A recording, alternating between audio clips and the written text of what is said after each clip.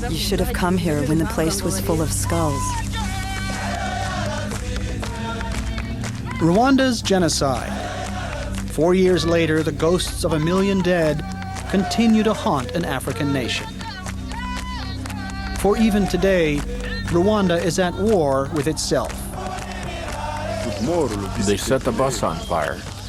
We found 18 bodies, burnt to a crisp. It's been called a broken world, torn by loss and by guilt and by tribal suspicion. What did you eat today? Nothing. Where more than 100,000 killers languish in prison,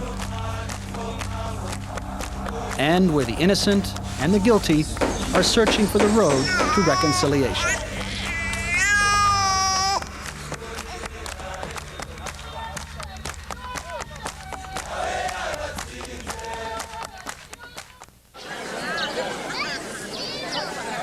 By Rwandan standards, this is maximum security. Women prisoners, their children, and across the main yard, hundreds of men suspected of mass killings. The full story of the Rwandan genocide is locked in the memories of these men. What drove them to butcher friends, relatives, even members of their own families? Only now are they beginning to come forward to tell their stories. One of them is Eric Kazamarande, a soft-spoken peasant who murdered 12 people. He beheaded one man and hacked 2 children to death with a machete. We didn't want to kill, but people kept coming from other towns, especially soldiers in combat gear. They asked us, "What are you doing? Why aren't you doing the job?" As someone who believes in God, I think we were driven to kill by an invisible enemy who invaded our souls. The enemy that invaded Eric's soul left its mark on the village of Kabakuba, 2 hours' drive south of the capital, Kigali. We come here to check Eric's story, to find out more about the dozen killings he confessed to. But Kabakuba will not give up its secrets easily. We ask about Eric Kazamarande. The answers are evasive. This man was a friend of Eric's. They ran away to the Congo together after the genocide. Could he tell us about Eric's crimes? He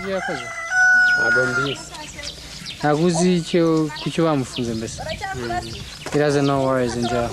And what about the 500 Tutsis who were slaughtered here? I was still young. He was too young to remember, he says.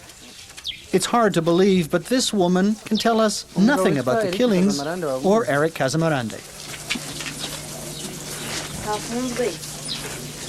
Isn't he in jail?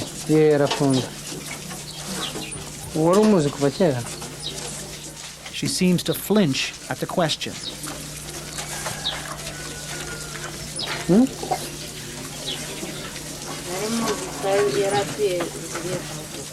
Finally, she says, "I was expecting a baby at the time." It's soon obvious why no one will talk. This is a town of Hutus, people who sympathized with the killers 4 years ago or did nothing to stop them.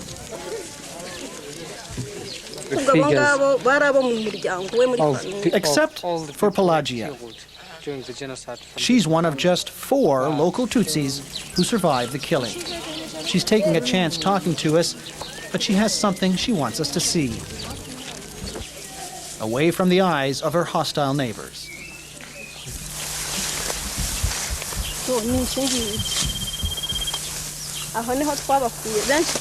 We come to a large ditch, now overgrown, but it was once a grave for 40 people, her husband's entire family, all of them Tutsis. The killing happened 4 years ago, But the emotions that provoked it are still very much alive today in Kabakuba. For us, we would like to live in peace with our neighbors because the Word of God tells us to live with everybody. So we must bear it. But it's difficult. Even a few days ago, we received a letter saying we must prepare to die, that they would come again to kill us. With Pelagia as our guide, we find Rwanda's past and present merging. When you talk about the genocide in Kabakuba, it's best to do so behind closed doors. She leads us to a house with the curtains drawn. Here, we meet 4 women who are lucky to be alive. 3 of them Tutsis, the other a Hutu woman, Justine, who alienated her neighbors by trying to hide Tutsis. Justine has vivid memories of Eric Kazamarande. You know, he did such bad things. Terrible things. He went to Mwogo, where they killed a man. And there in Mwogo, he cut off his head and carried his head back in his hands. Did Eric kill many people, we ask? Yes, many, many people. He would go to Mwogo, and they killed a lot of people there. This man, he was the last one left alive, and they found him where he was hiding. I don't know where it was, but they killed him and brought back his head. But the killer is repentant, we say. He wants to be forgiven. We show them a tape of Kazamarande's prison interview. All I can do is ask forgiveness.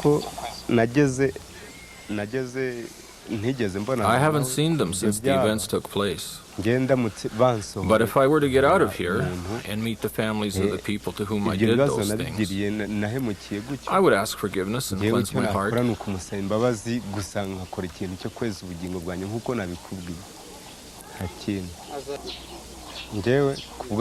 For me, my heart is at peace because I have already confessed.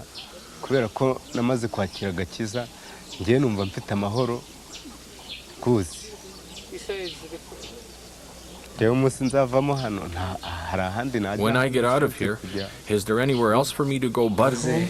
The women are not convinced. That's just his way of trying to get out of prison, so he can come back and wipe out the survivors. When you take into account what he did, the fact that he took somebody's head and kept it the whole day, I think to ask forgiveness is a kind of provocation. Let him confess to God. It's up to him to forgive him, not us. We can't do anything. The women are nervous as we leave the house. Like Pelagia, all of them have received death threats. They beg us to check on them from time to time. There is only one soldier in Kabakuba to protect them. If he should leave, they say, they don't know what would happen. We take their story to a senior official in Rwanda's Justice Ministry, Gerald Gahima. What does this story tell me about our future, about reconciliation? It tells me that it's an uphill task. It tells me that reconciliation is not something that you achieve overnight. It tells me that for us to have reconciliation, there must be true repentance. People must acknowledge their guilt and ask for forgiveness, all of which have not happened yet. But it is beginning to happen. At the giant Lulima prison, prisoners are coming forward to confess. They hope to benefit from a provision in the law that could cut their sentences to 11 years or less. In return, they have to show remorse, ask forgiveness, and name their accomplices. This man is telling about his role in a massacre. Did you take part in the killings, the inspector asks. Yes, the prisoner says. Men in uniform asked us to join a gang of killers in a town. After the killing, he says, we occupied the victims' homes. This kind of openness, however, is still rare. Of the 130,000 prisoners in Rwanda, fewer than 5% have confessed. By and large, investigators say, most of the inmates still believe they've done nothing wrong. They say we've killed people, but we can prove we didn't. Meanwhile, we've been waiting here inside, without trial, for 2.5 years. But you didn't, did you kill anybody? No. No. No. Big mistake. William Shabbos is a Canadian law professor who helped Rwanda draft its genocide law. He says that denial of wrongdoing is Rwanda's greatest obstacle to reconciliation. One of the most troubling things that I encountered on my recent trips there is that despite this very generous invitation to come forward and confess and to show remorse, there aren't many people who want to show remorse. And that's a very troubling thing, because until there are, it's impossible to go forward on any of this. It's impossible to go forward in rebuilding Rwandan society. You get the feeling that an awful lot of those prisoners are sitting there just thinking, well, we didn't get rid of you all last time, but you know, time is on our side, and sooner or later we're going to get you. Thus, mass murderer Eric Kazamarande's disturbing confession, which so alarmed the survivors in Kabakuba.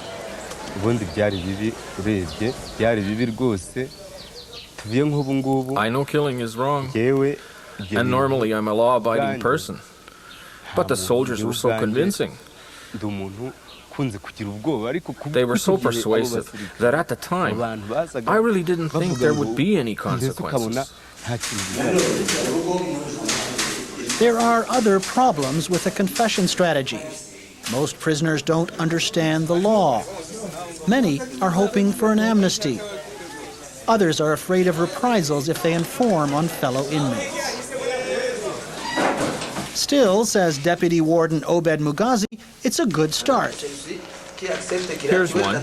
He admits to killing 14 people. No, 18. He admits to killing 18. He admits to killing 18 people. You can see the names.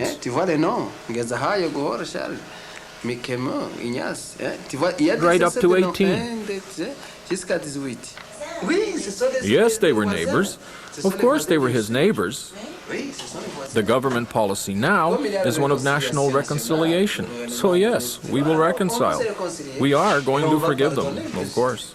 I ask, can you pardon someone who killed 18 of your countrymen? Yes, I can forgive them. After all, what can you do? I can't kill them. I can't kill them, so I have to forgive them.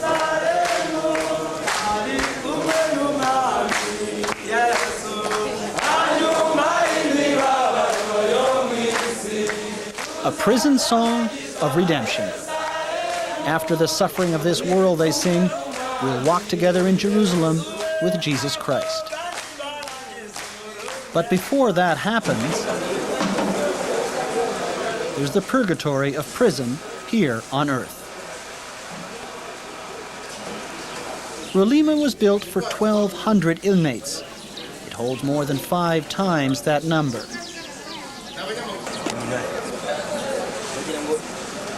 The daily food ration is a cassava paste that's barely edible. It's all the state can afford. The prisoners sleep wherever they can find a bit of space, 150 or more to a room.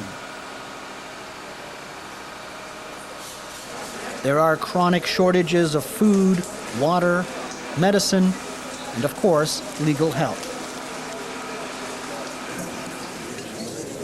Some of these men have been here for more than 2 years. Many don't even have a written file on record. They were arrested on the strength of nothing more than a verbal accusation. It could be a decade or more, their children fully grown, before the prisoners ever come to trial. The deputy warden is friendly with his charges, but he has a casual attitude towards the due process of law. We ask him how he feels about the fact that many of these men may have been unjustly charged. Okay, let's say they're innocent, and they wind up spending 12 or 15 years here without trial, and then after the trial, they're found to be innocent. Well, I say, That's a consequence of genocide, a result of genocide. Because during the genocide, there were babies who died for no reason. There were mothers, all kinds of people in every category. I say, what about them? Did the babies deserve this punishment?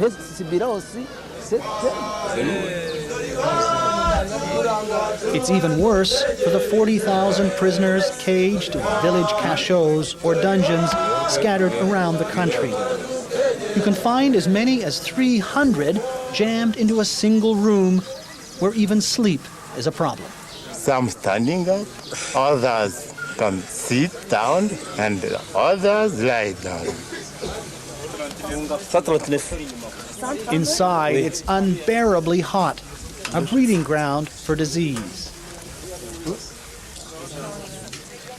Their survival depends on food from their families. 3 times a week, wives and children are permitted to bring corn, beans, and other staples. There is little or no personal contact.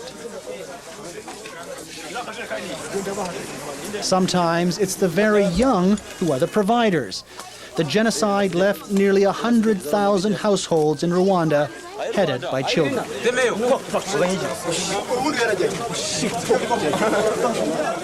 These dungeons are a national embarrassment. Human rights groups call them medieval. But the state says it has no money to build more prisons, and that overcrowding is the lesser of 2 evils. The period that the suspects spent in prison before detention is okay with me. Terrible crimes were committed in this country. They either had to be in prison or people would have taken the law into their own hands. In the festering prison system, there are glaring abuses. In the one dungeon we visit, we find a 12-year-old boy, Claude Bizimana. While talking to us, he has his arm pinned behind his back by an adult inmate. The boy says he doesn't know why he was arrested, but the men around him say he was suspected of spying on the Tutsi rebel army during the Civil War. It's a baffling story, and we take it to the district police superintendent, Simeon Muragizi. Well, you know, during the genocide, there were always groups of children who ran with their parents. They thought it was, well, they thought it was all like a game. We ask to see the boy's criminal record. He says no. But he tells us the boy will soon be taken to a children's re-education center.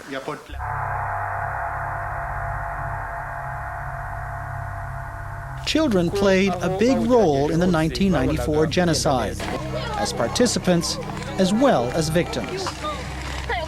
In the early 1990s, the Hutu-dominated political parties armed thousands of young men and trained them for fighting. The children were impressionable. They had the run of the streets. It was fun, and they were good political shock troops. Meanwhile, top politicians like Jean Kambanda, who would later become prime minister, stirred up the crowds with hate propaganda against the Tutsi minority. He built up and armed the Interahamwe militia, setting the stage for the coming Holocaust. The trigger was the death of President Juvenal Habyarimana, a moderate Hutu. His plane was shot down in mysterious circumstances over Kigali airport. It's now widely believed that Habyarimana was killed by extremist Hutus inside his own government. That's never been proved, but the extremists blamed the assassination on the Tutsis.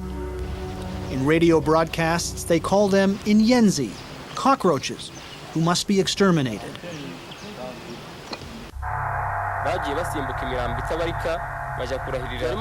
The bloodbath began almost immediately, according to a carefully drafted plan. It was an unstoppable wave. Within 100 days, close to 1 million were killed. Rwandans traditionally obey their leaders without question, and they did so here. They killed with whatever weapons they could lay their hands on.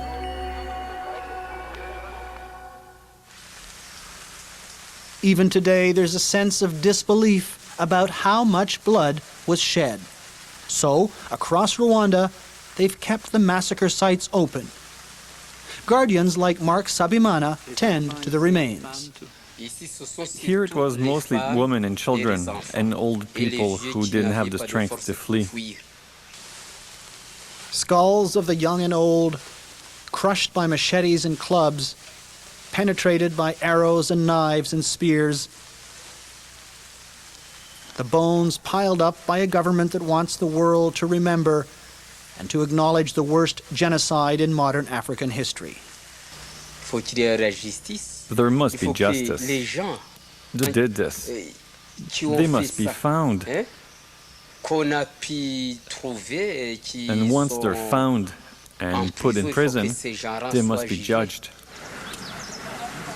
And the kill being judged. More than 300 so far, men like Francois Wimana on the right, dusty, ill-fed, delivered to court in the back of a pickup truck. Security is light. Most of the prisoners wouldn't escape even if they could. On the outside, they'd be killed. In prison, at least they're safe from reprisals by surviving Tutsis. Wimana's lawyer is a Belgian, Véronique Douillet. Douillet works for the group Lawyers Without Borders. Finding a Rwandan lawyer is almost impossible.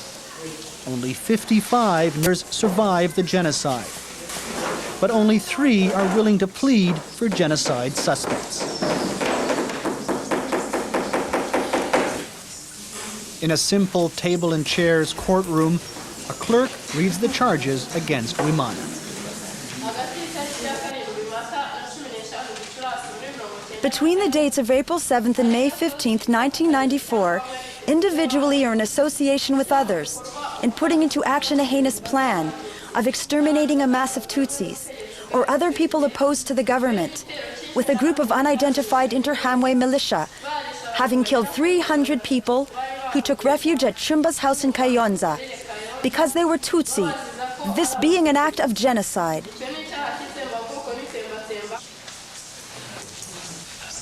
The prisoner responds. I have heard all the allegations, and I agree with none of them. The judge asks, do you know you can have your sentence reduced if you confess? Yes, I received the explanations, but because I didn't do anything, I don't feel any need to confess. I cannot admit to crimes I did not commit.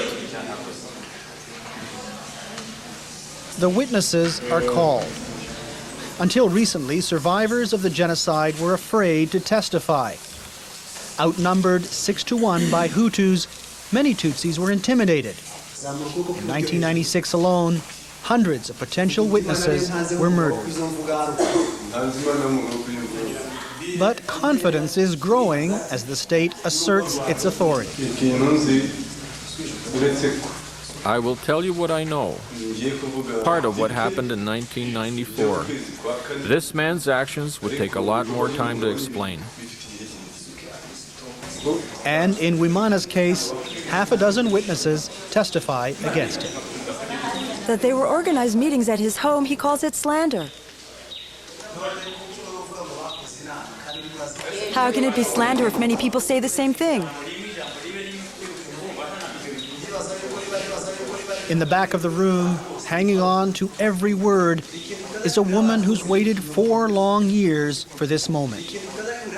She is a widow named Eugenia. The man at the dock is part of her recurring nightmare. He killed her husband and 4 children. Then he took a machete to Eugenia. After just 4 hours, the judges have heard enough. The trial is over. Genocide justice is quick, Sometimes too quick, say groups like Amnesty International.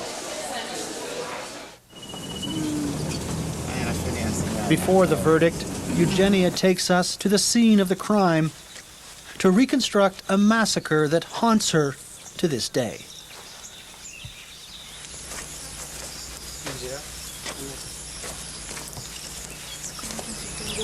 Is this the house? Yeah, she says she's scared getting in. It was in this house that a trusted neighbor gathered Eugenia, her family, and hundreds of other Tutsis during that fateful April in 1994. The neighbor said they'd be safe here, and they were for a few days. We spent something like a week inside this house. And then, on the 14th of April, at about 9 o'clock in the morning, we heard a group of people running outside. They were breaking down the doors, breaking windows, and climbing inside. They said, "Whichever you are Hutu, stand up."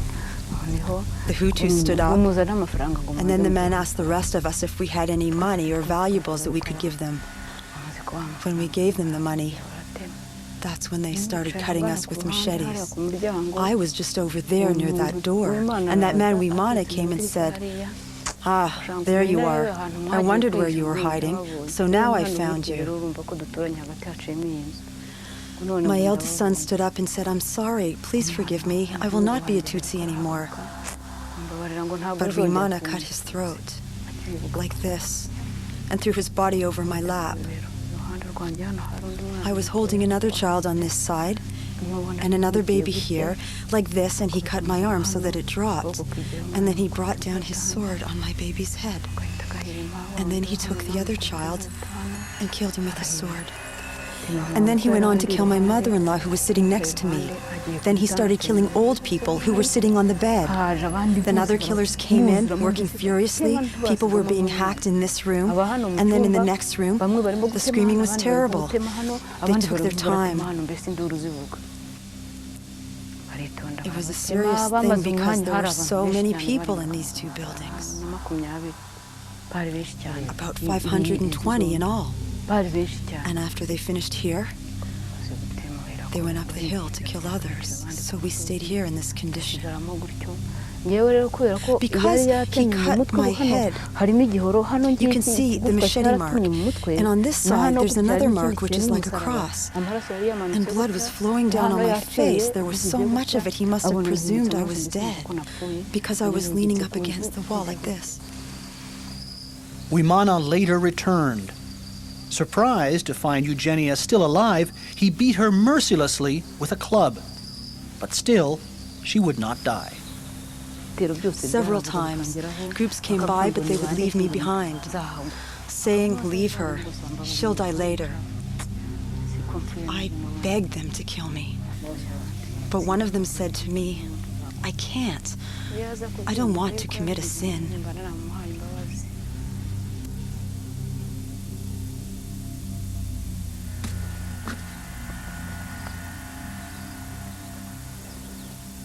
Somehow Eugenia survived the frightful injuries. And today, she will hear the verdict against her assailant. We find all the allegations against him are justified. We sentence him to life imprisonment. 95% of genocide trials in Rwandan courts end this way, in guilty verdicts. But Wimana walks away in disbelief. On Eugenia's face, a look of quiet satisfaction.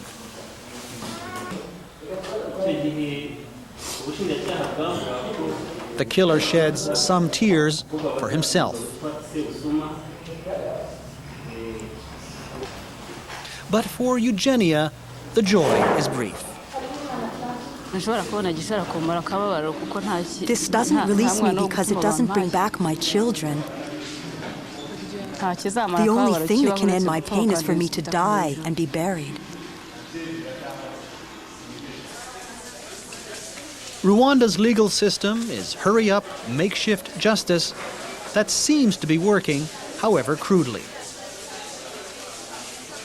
few judges survived the genocide, so the state went looking for new judges, and it found people like John Kayiranga. Kayiranga took a special 4-month course in genocide law. Then he put on the robe to help save his country. Avant 1994, j'étais professeur. Before 1994, I was a teacher. I taught French in a secondary school. Now I've assumed a much heavier responsibility than before because I'm sensitive to the problems of my country. I must contribute to the rebuilding of our country because if impunity, which brought about the genocide, is not abolished, I am convinced the country cannot go forward. Even the foreign defense attorneys, who lose nearly every case, have good things to say about what Rwanda has achieved. Belgian Daniel Weber.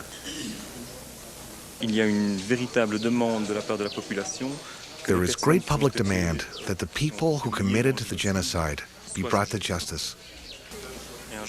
Genocide is an exceptional case, and perhaps demands an exceptional kind of justice. With 130,000 people in prison, it is said it will take 600 years to try them all. Perhaps standards have to be modified to deal with this, holding trials by districts or by villages, for example. We have to look for other ways to be innovative. To apply the standards or criteria used in Europe or North America would mean not everybody would be tried. There was nothing left 3 years ago, no judges, no court clerks. Given that, the amount of work they've accomplished is immense. It could be better, but I think there's hope. But Rwanda will need more than a functioning justice system to recover from the genocide. Few other nations have suffered so much in such a short time. In the past 5 years, fully half of Rwanda's population has either been killed, wounded, uprooted, or returned from exile. So many men died in the killings that women now make up 70% of the population.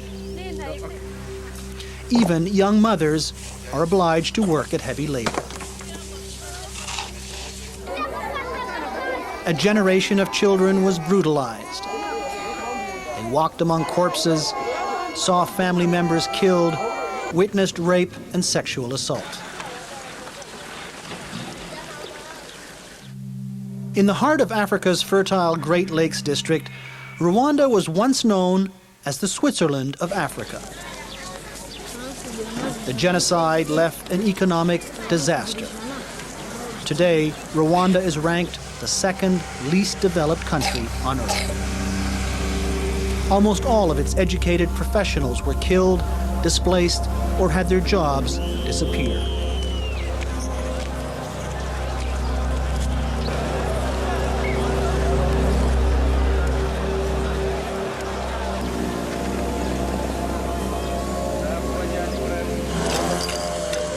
Rwanda's output fell by half in 1994. In a farming country of mostly peasants, recovery is difficult.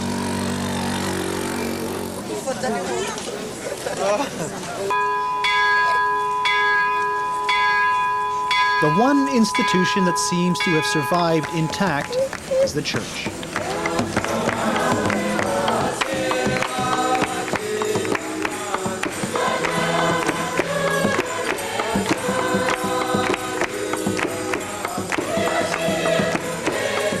Catholic and Protestant leaders did little to stop the genocide, and sometimes even supported the killers. But most Rwandans held on to their faith. That fact becomes even more remarkable when you visit parish churches throughout the country. Tutsis came to places like Enterama looking for sanctuary. Instead, they found themselves under attack and trapped. Comme d'habitude, Before 1994, when there were massacres, people would seek refuge in the churches and in the schools. There they were safe. No one would touch them. But this time, in 94, this was something planned well in advance. The civil and military authorities urged people to come seek refuge in the churches on the pretense that they would be protected. But it was really to have them all together so that they could get at them without difficulty.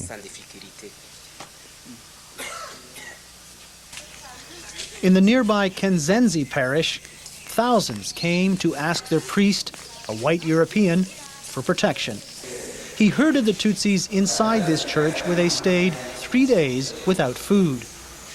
On the 4th day, the priest drove away in his car, telling them all they would die.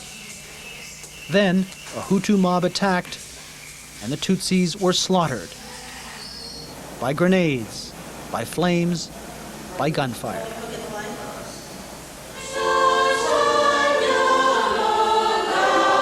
Though they were abandoned and betrayed, the surviving Rwandans still fill the churches on Sundays. Now, these Christians are being tested again. Can they forgive those who tried to exterminate them? The consensus seems to be not yet.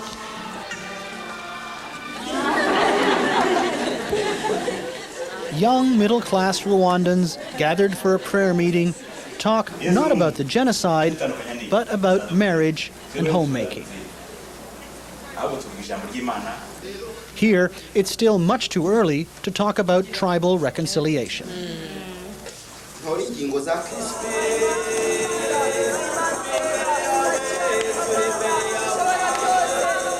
It's at small evangelical meetings like this that you find Rwandans openly wrestling with their capacity to forgive. Every human being has a common image in the eyes of God. Whether red, white, black, whatever, we have a common image. This is a new phenomenon. The numbers are small. They meet in movie theaters and private homes, but they're multiplying. And the men and women preaching the message of reconciliation are people like Paul Norman Desire. Desire is a Rwandan raised in English-speaking Uganda. Untainted by the genocide, he's come back to issue a challenge to the large churches.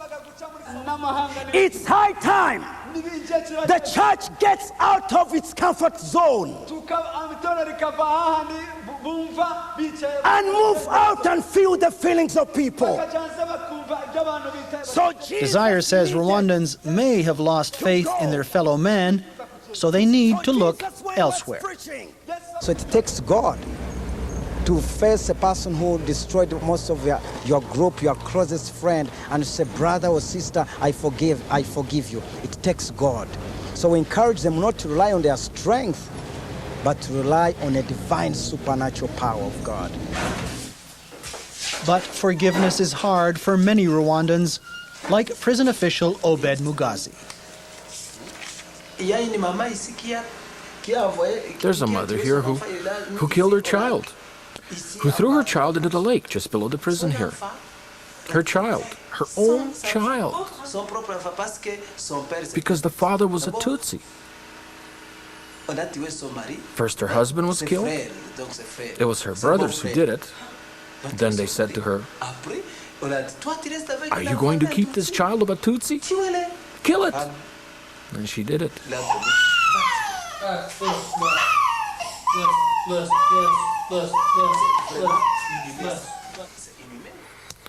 It's truly inhuman. Inhuman.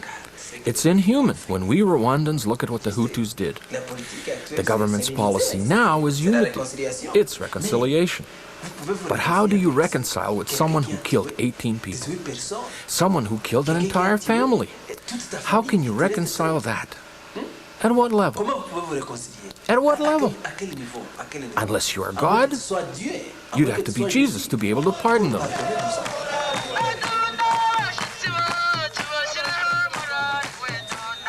The state is committed to reconciliation, however, and its boldest experiment can be found here at the Nkumba Solidarity Camp near Gisenyi in the north. Those who lost on the battlefield, they sing, can now help the country. This is re-education on a grand scale. Soldiers of the former Rwandan army, defeated when civil war ended in 1994, now being taught the fine points of democracy, human rights, and tribal harmony. Definition no kuvuga gusobanukirwa nyakuri icyo ubuyobozi bugize gute ubuyobozi bwaranze igihugu cyacu. Even though many of these men were deeply involved in the genocide, they are getting a second chance. Their teachers are hopeful that after 2 months of this kind of training, they will re-emerge as model citizens. We ask Camp Commander Patrick Safari how a few weeks of schooling could possibly change a soldier's ideology. Here's what we're hoping for.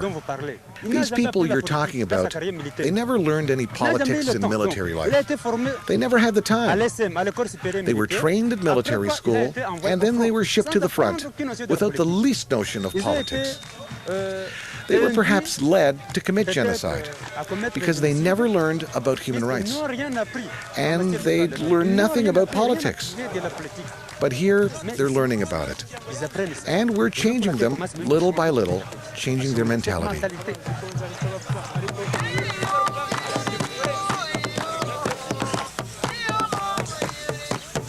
It may seem a bit contrived, and you have to wonder about the heavy guard, but the men themselves seem to have learned their lessons well.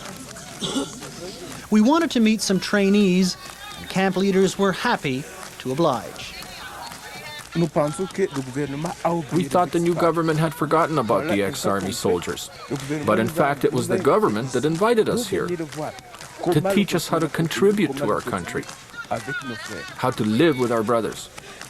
All of us, we are Rwandans, we have to live as Rwandans because united we stand, divided we fall.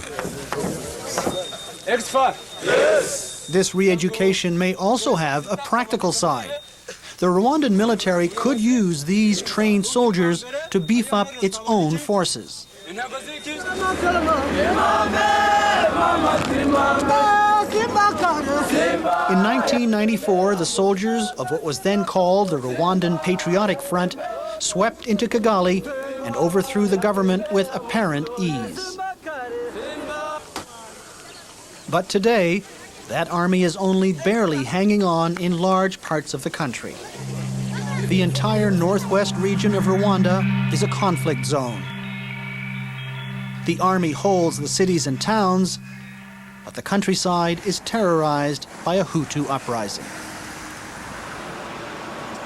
The trouble started in 1996, 2 years after the genocide. More than 1 million Hutu refugees who'd run away to the Congo agreed to come home and take up their lives under the new Tutsi government.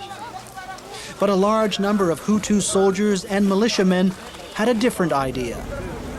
They came back armed, hoping to regain the power they'd lost to the Tutsis. In a very real sense, the war never ended. They may not have come with all their weapons, but they did come back with some. And they are bent on resuming their campaign of genocide. And unfortunately, in that part of the country, they also have a degree of support by the population. It's a sporadic war, but very effective. The day we arrived in the northern city of Ruhengeri, a half-dozen people were killed in an ambush on the city's main street. One victim was a student. Schools were let out so his friends and classmates could pay their respects to the family. It's risky to travel these main roads without a military escort. The Hutu rebels are poorly armed, so they avoid contact with soldiers, but they do attack so-called soft targets, villages, taxis, and buses. Entire villages along the main highway are empty. To live here is to risk violent death from bands of Hutu militia who strike in the night and kill everyone. Refugee camps are also a target of hit-and-run raids. And in communities along the highway, like Jenda, lightning attacks are not uncommon. A village councillor tells what happened here in February. At about 10 o'clock, they started killing on the other side of the hill. We heard screaming and we tried to protect ourselves, and we failed. They killed 43 people. 27 were wounded. This bus was stopped a few months ago by a group of armed men. They ordered the 80 passengers to split up into two groups, Hutu and Tutsi. When the passengers refused, the men incinerated the bus and everyone inside. There was one survivor.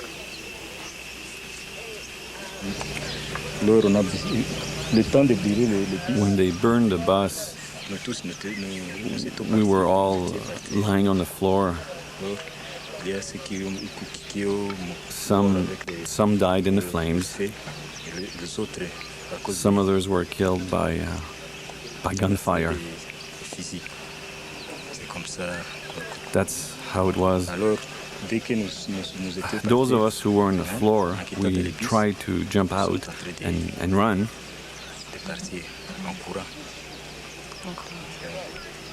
There were others who tried to escape to the banana plantation. They killed them with machetes. You know, they used a lot of different things to kill. Often the rebels will attack and then rush back over the border into the Democratic Republic of Congo to disappear into the forests at the foot of this volcano. They leave behind hate literature calling for the death of Rwanda's Tutsis. Strictly forbidden.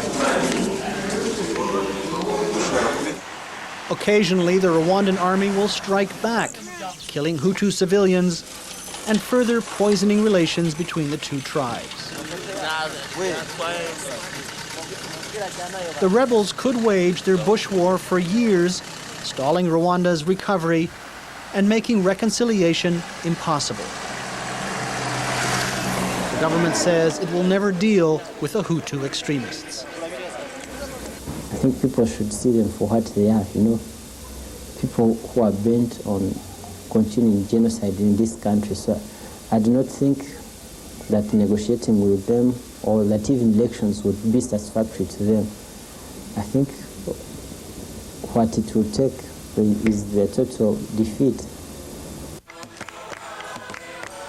Rwanda has been called a nation of casualties. Its people either survivors, prisoners, or returning refugees.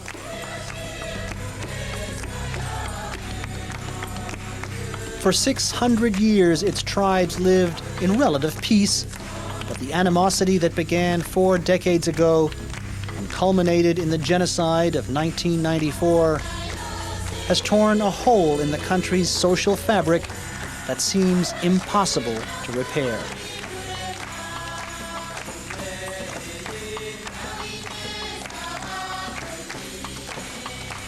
In that landscape, one finds people like Eric Kazamarande, who says he killed his neighbors because soldiers and devils, voices on the radio, told him to.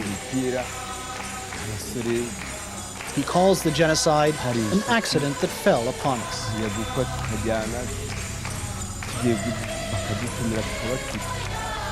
And one finds victims like Eugenia, who, astonishingly, still find a good word for the man who left her a widow with horrendous scars. If he had come to me personally and confessed and asked me for forgiveness, I would have forgiven him. Rwanda is doing something no other country has ever tried, asking the survivors of a genocide the Tutsis, to live side by side with the tribe that tried to wipe them out. William Shabbos. This is new territory for everybody, not just the Rwandans. Nobody in the world has gone through this process in the same way as they're doing. It's a brave new world for them. In this brave new world, Rwandans move nervously into an uncertain future. Still in the shadow of the machete, still unable to see what lies ahead.